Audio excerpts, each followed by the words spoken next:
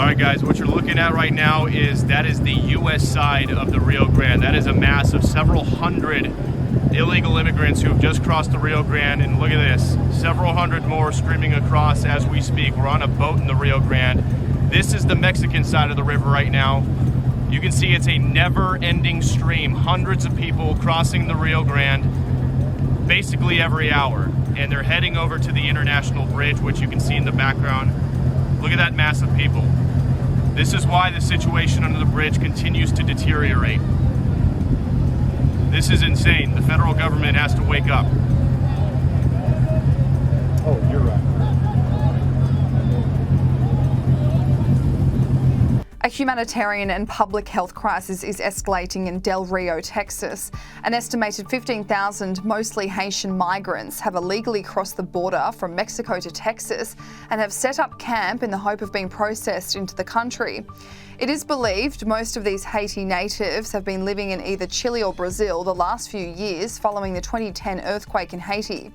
Fox News reporter Bill Melugin has been on the ground for days, where he's informed viewers of the crisis that is unfolding there.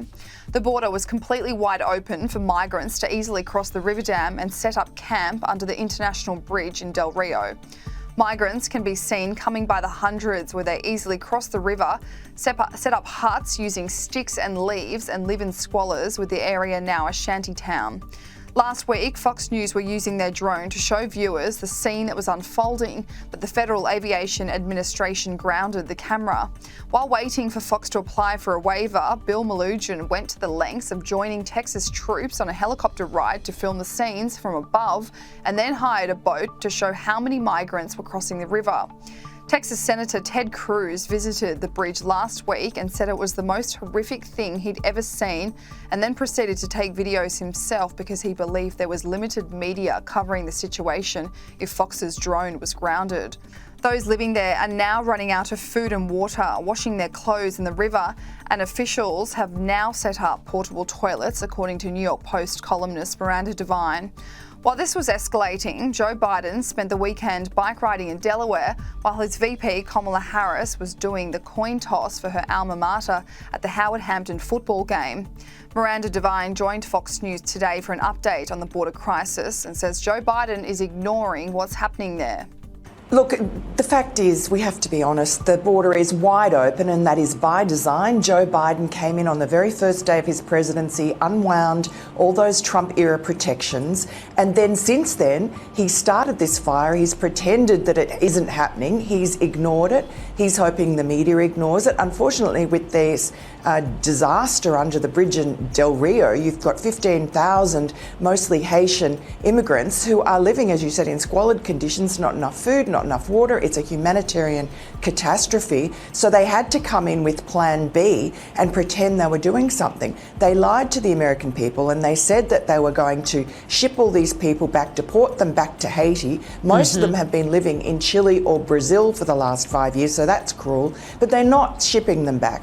They sent back yesterday 327 Haitians, adult single males. The family groups, the rest of them, they have been shipped out, 3,000 of them, to the rest of America, and that's what will happen. Most of those people will stay here and disappear into the community.